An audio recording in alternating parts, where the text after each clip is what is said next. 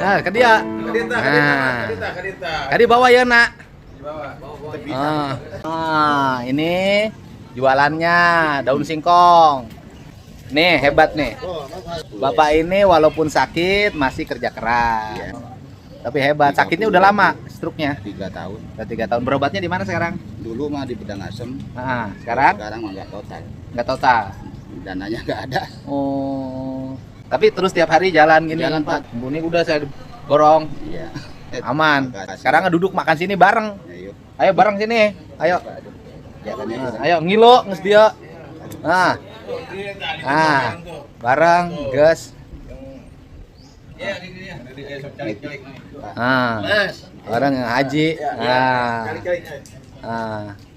Jadi bagi mereka yang hari ini banyak ngeluh, jangan kalah bapak ini. Stroke masih kerja buat jualan buat keluarganya.